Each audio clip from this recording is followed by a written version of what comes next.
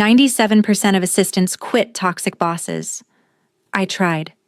He locked me in his penthouse office. The biometric scanner blinked red. Click. I turned slowly. Min-seok stood silhouetted against the Seoul skyline, his finger still on the override panel. Open the door. No. One word. Quiet. Final. Devastating. And that's when I realized the obsessive Korean billionaire CEO I'd worked beside for 3 years wasn't going to let me leave. Ever. What I discovered in the next 40 minutes would shatter everything I thought I knew about protection, obsession, and the terrifying line between the two. Subscribe right now, because what happens next will make you question everything you think you know about power and control. Drop a comment telling me where you're watching from, and I'll reply to every single one. Let me rewind 47 minutes, because understanding why I was trapped starts with understanding the one thing I thought I was doing right. I was finally escaping. My resignation letter sat in my bag, 3 professional paragraphs I'd rewritten 17 times, 2 weeks' notice, clean break, new job in Singapore with Apex Strategic Consulting. Everything I'd dreamed of for months. Muscle memory guided my hands as I organized 3 years of work. Quarterly projections bound. Merger documents filed. Min-seok's calendar updated through next quarter. Even though I wouldn't be the one managing it. The clock hit 7 p.m. I picked up my bag, felt the weight of that resignation letter against my ribs like a second heartbeat, and walked toward freedom. My hand reached for the door handle. Red light. Click. I froze. This didn't make sense. My biometrics opened every door in this building. Min-seok had personally coded my access 3 years ago when he made me executive strategist. I need you to understand something about Min-seok Kang. He doesn't joke. He doesn't play games. He's the most ruthlessly logical man I've ever met. Which meant this wasn't a malfunction. Mr. Kang, the door isn't opening. Silence. Not the comfortable kind, not the thoughtful kind I'd learned to navigate over 3 years. This silence had weight.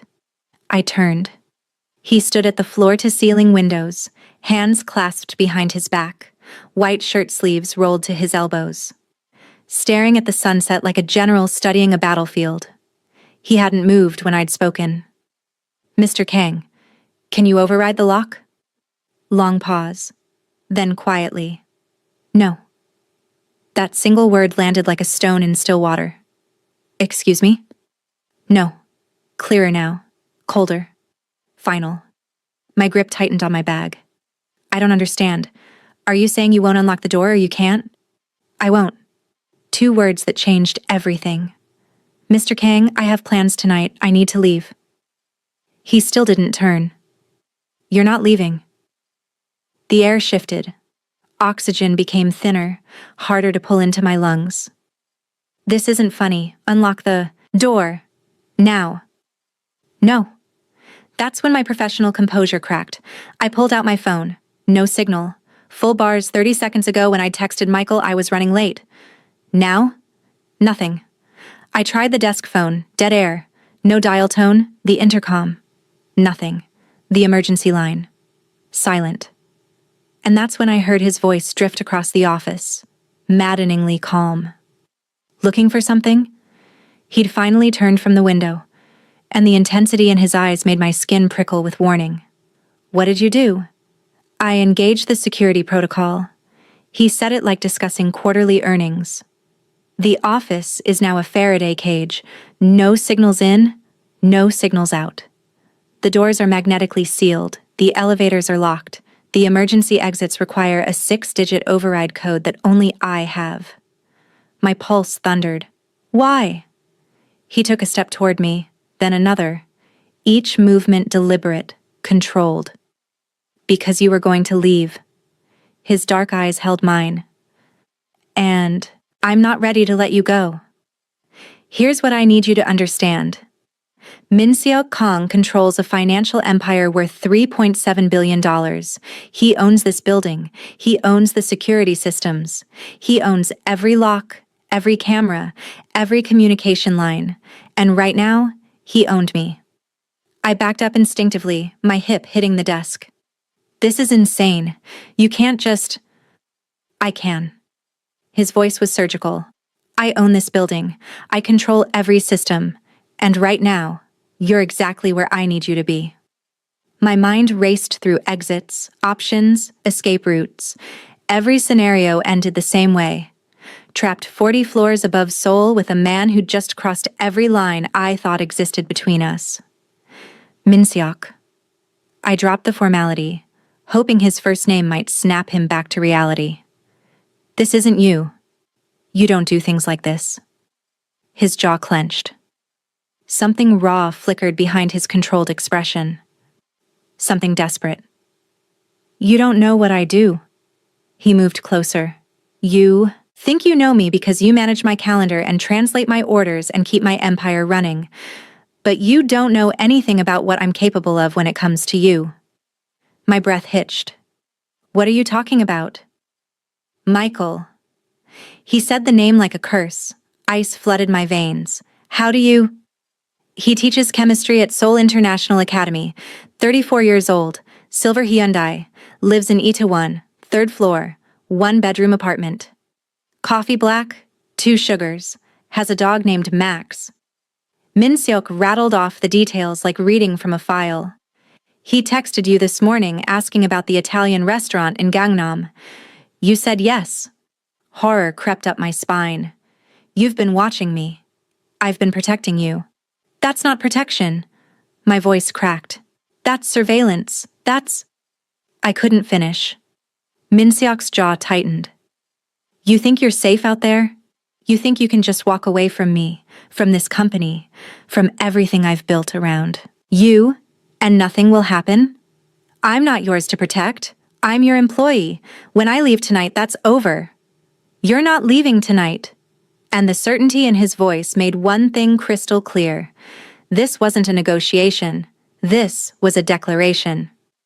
There's an emergency manual override, I said, forcing steel into my voice.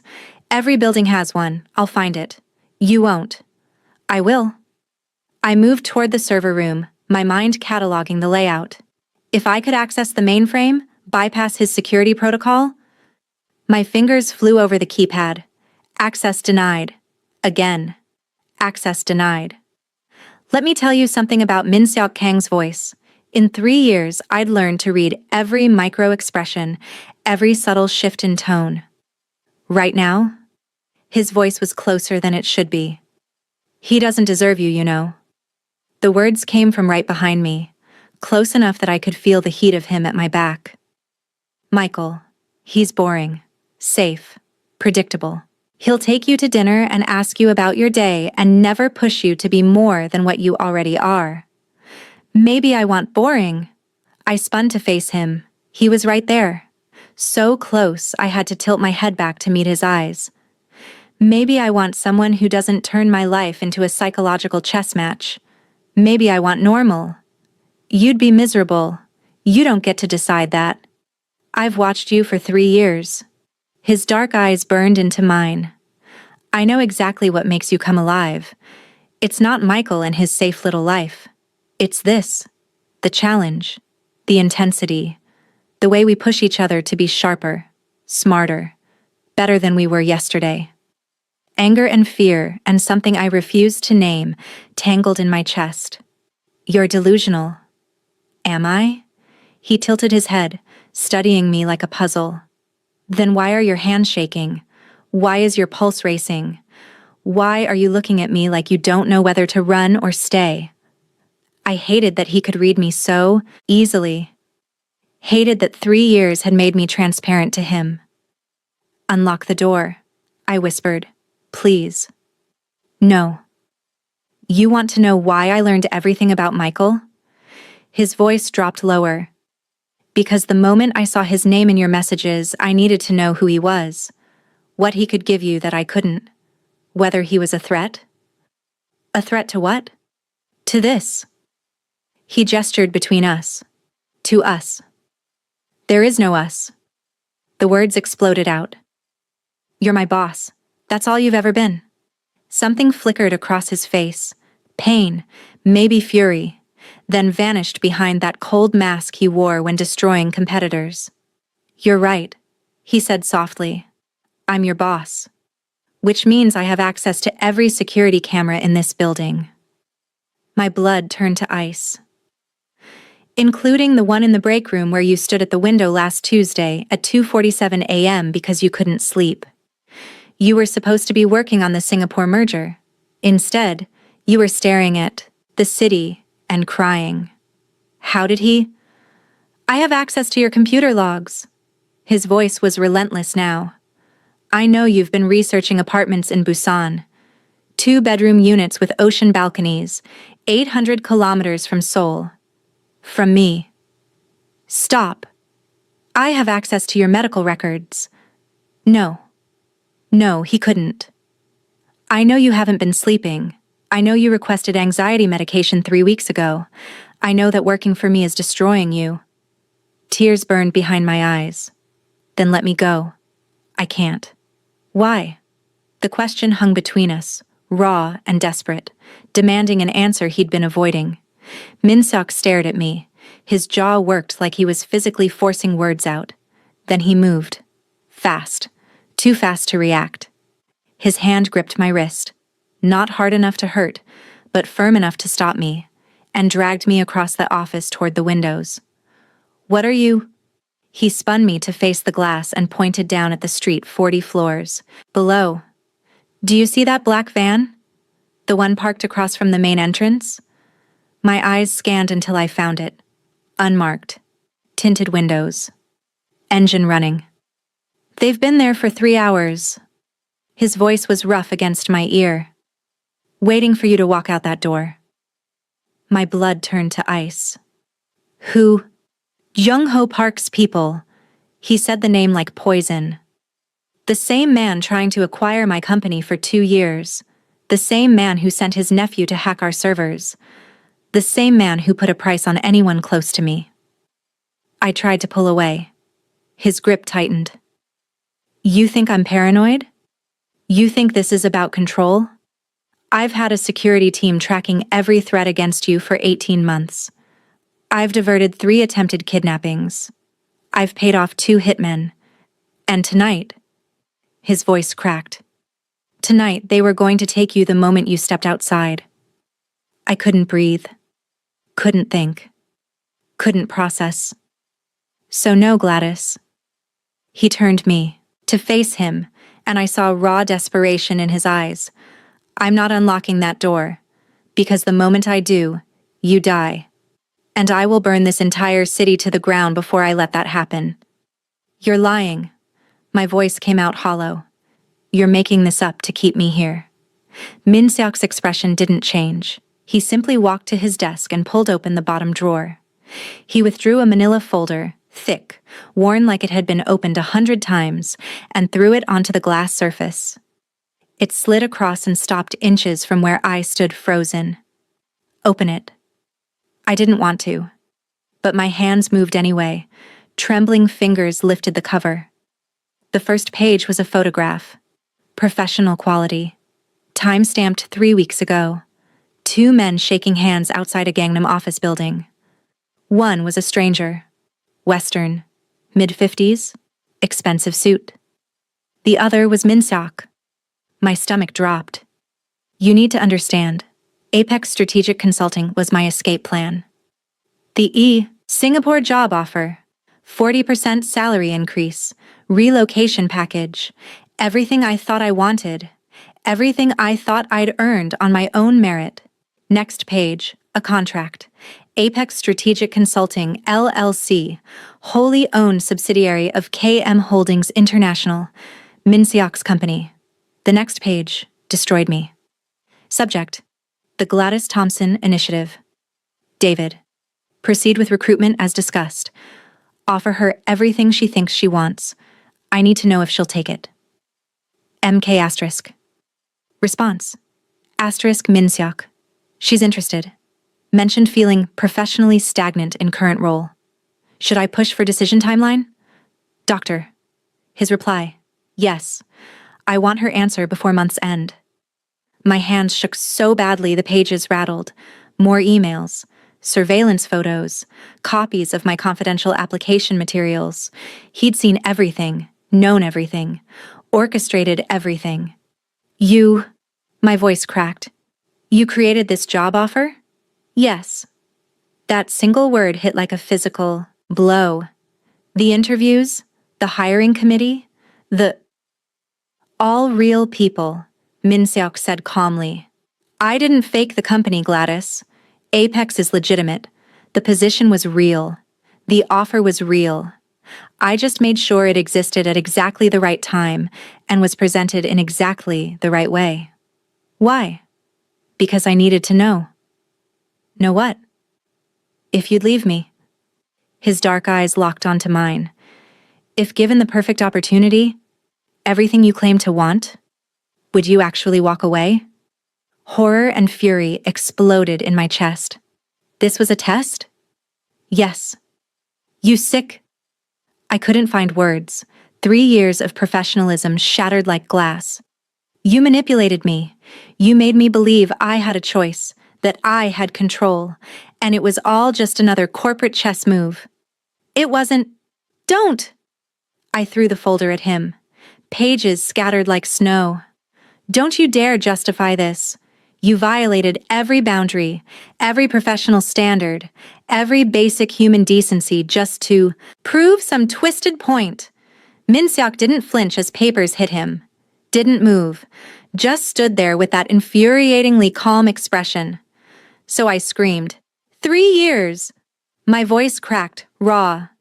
3 years I've given you. 80-hour weeks, canceled plans, missed holidays. I restructured my entire life around your impossible standards. And for what? So you could treat me like a lab rat? Gladys. I defended you to the board when they said you were too ruthless. I stood by you when everyone walked away.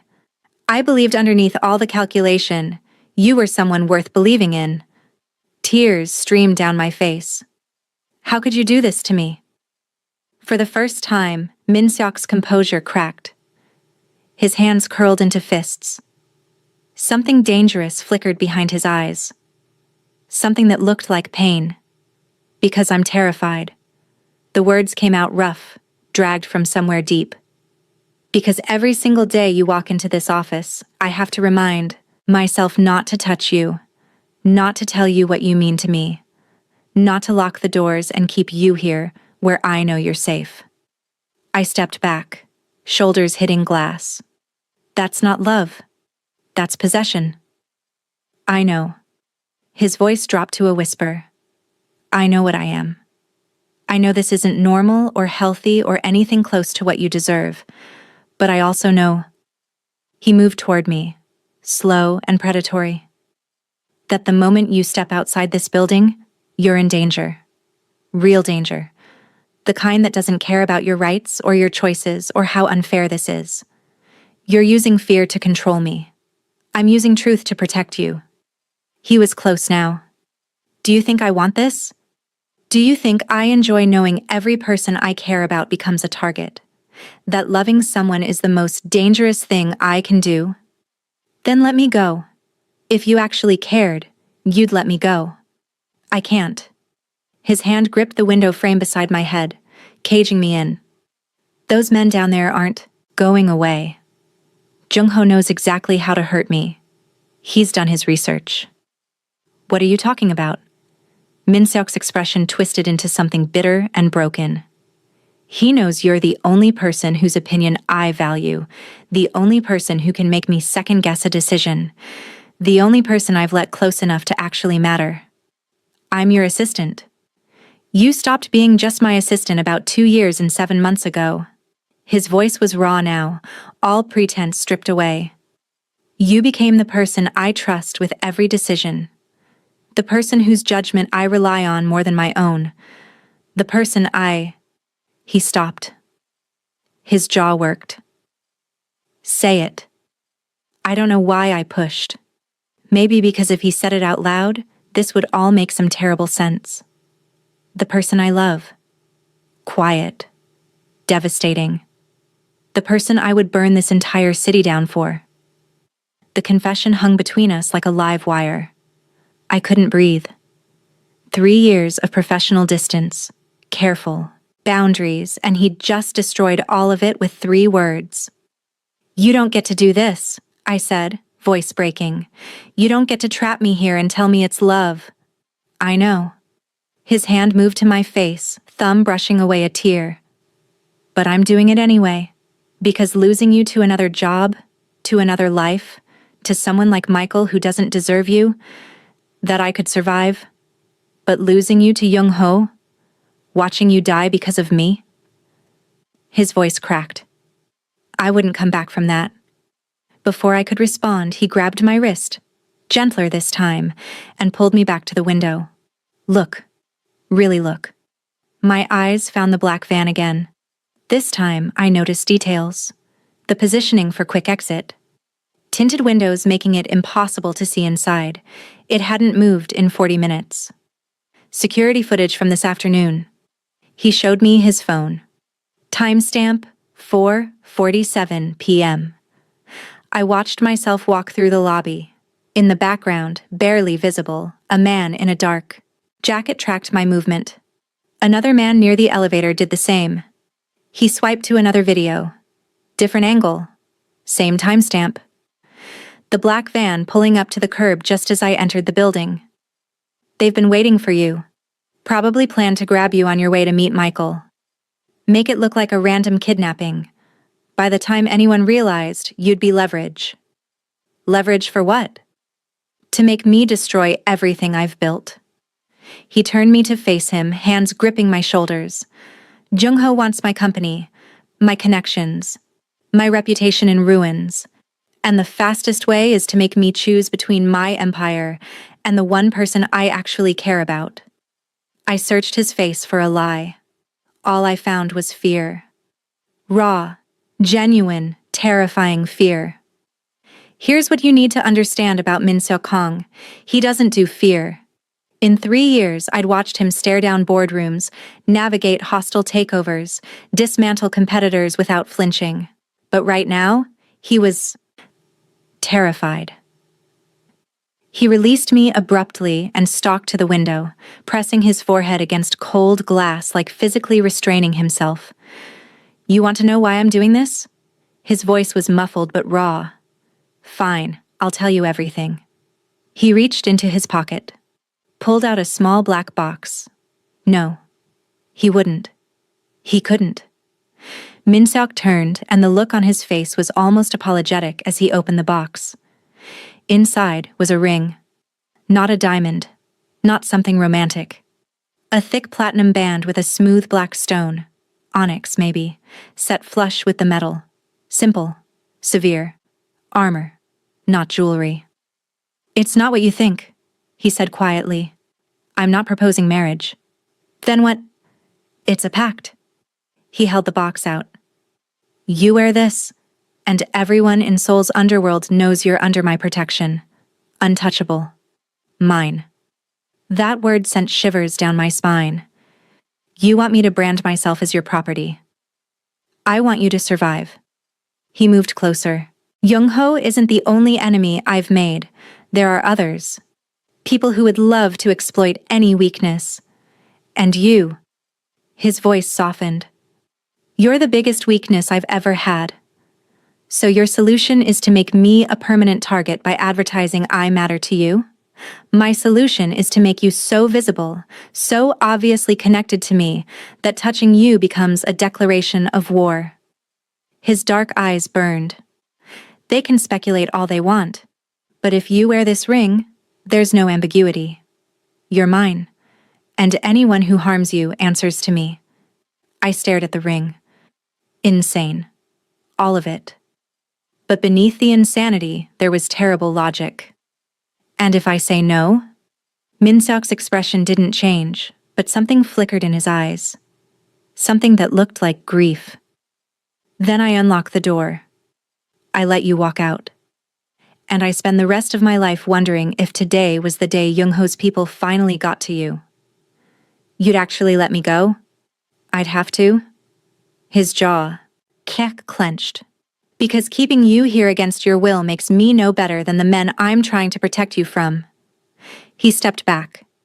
Then he did something I never expected. He pulled out his phone and entered a code.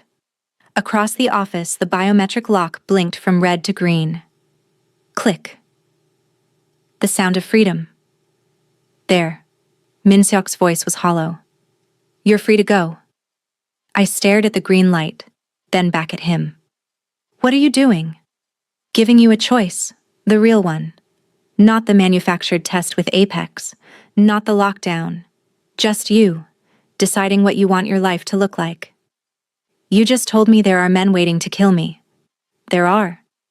He didn't sugarcoat it. But maybe you're willing to take that risk for your freedom? Maybe you'd rather face Young-ho's people than stay in a cage with me. And if that's true, his voice cracked. Then I have no right to stop you.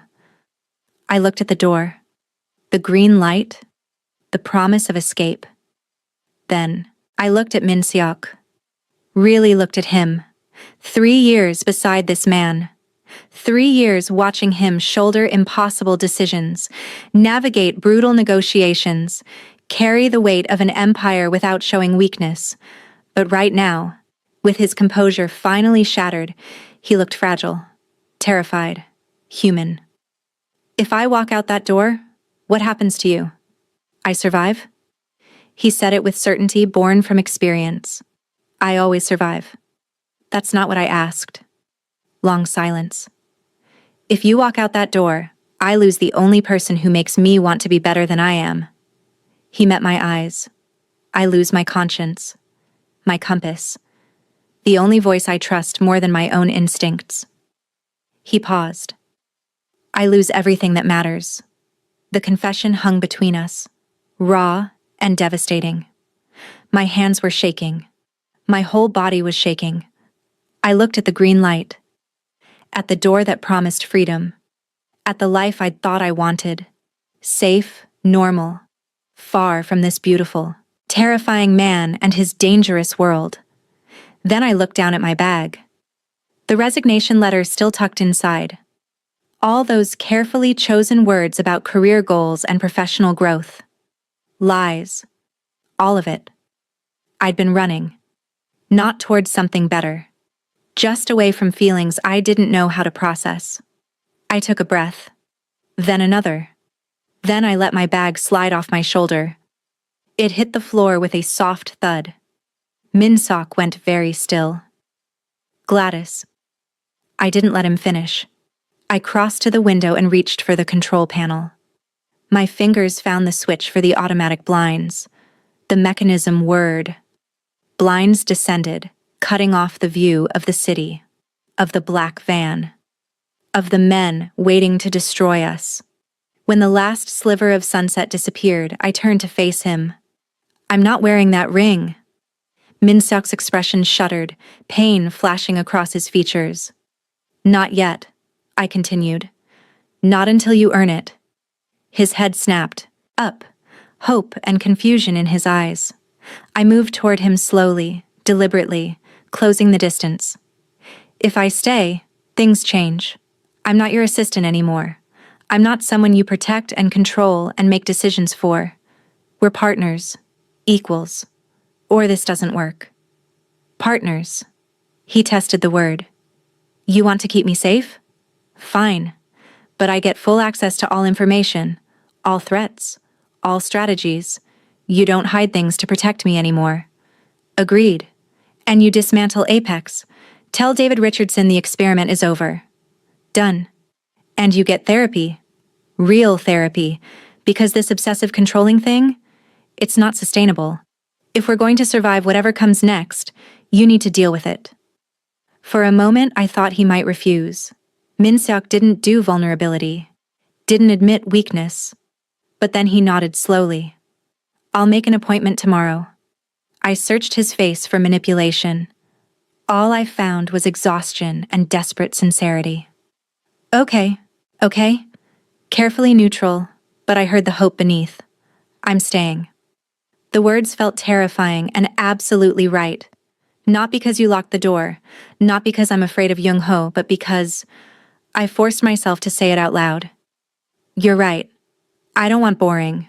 I want this.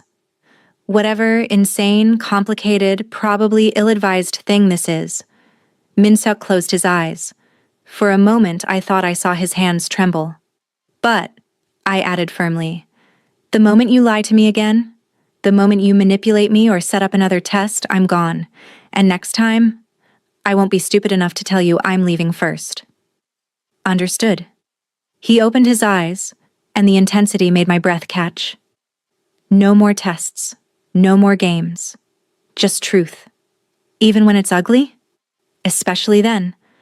I nodded slowly. Then, before I could second guess, I reached out and took his hand. His fingers closed around mine immediately, desperate and careful all at once. So what happens now? Min-seok pulled me closer, his free hand cupping my face with gentleness that contradicted everything I knew about him. Now, he said quietly, we figure out how to keep you alive long enough to see if this thing between us is real or just two broken people clinging to each other in the dark. That's not very romantic. I've never been romantic. His thumb brushed my cheekbone. But I'm yours. Completely. Terrifyingly. And if you'll have me, I'll spend every day proving I can be the partner you deserve. I looked up at him. This dangerous, brilliant, utterly unhinged man who'd just torn my world apart and somehow made me want to stay in the wreckage. You're insane, I whispered. Probably. He almost smiled. Is that a problem? I rose up on my toes and pressed my lips to his. Just once. Brief and gentle and full of promise. Ask me again in 3 months. And for the first time in 3 years, Min-seok laughed. A real, genuine sound that transformed his entire face. Asterisk. Outside, the city glittered in darkness. The black van waited. Young-ho's people watched and planned. But inside the locked office, with the blinds drawn and the world held at bay, 2 people who'd been circling each other for 3 years finally stopped running. 3 months later, Young-ho Park made his move. What he didn't know was that Min-seok had been planning for it. What he definitely didn't know was that I'd been planning right alongside him. That story? That's coming next week. Subscribe now because Part 2 reveals the war that nearly destroyed us both, and the secret weapon Min-seok never saw coming. Me. Drop a comment telling me, would you have stayed or walked out that door? I'm reading every single one.